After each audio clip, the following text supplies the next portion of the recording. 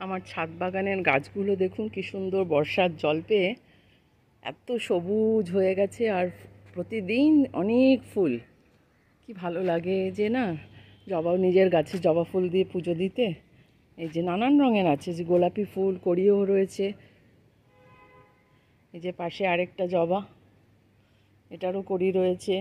ওদিকে বেলি ফুলের গাছটা, এখানে একটা লাল জবা হয়ে রয়েছে।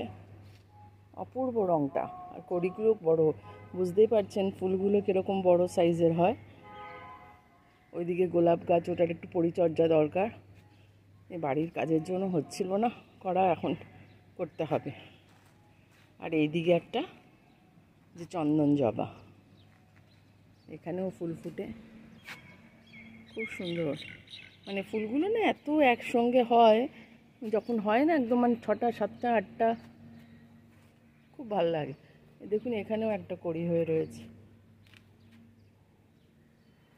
আমার ফ্ল্যাট, তার ছাদে এসেছি, গাছগুলোকে, কিছু গাছ টবে রয়েছে ব্যালকনিতে, আর কিছু ছাদে।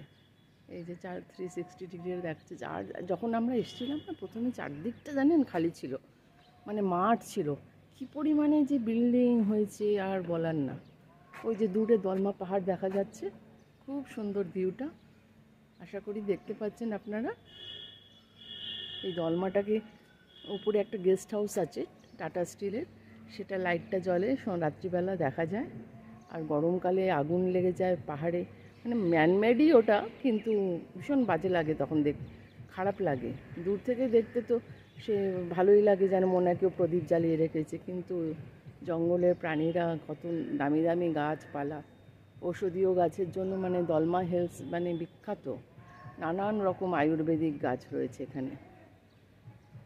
তার নিচ দিয়েই বয়ে চলেছে সুবর্ণরেখা নদী। আমি একদিন আপনাদের নিয়ে যাব। সুবর্ণরেখা আর দোমোহনী, দুটো নদী রয়েছে জামশেদপুরের দুপাশে, দুটো এসে একসাথে মিলছে, ওটাকে দোমোহনী বলে। ঠিক আছে, আবার দেখাবো আপনাকে আরেকদিন। আপনাদের ভালো লাগলে একটু সাবস্ক্রাইব করে দেবেন আমার চ্যানেলটা, সঙ্গে থাকবেন, সাপোর্ট করবেন।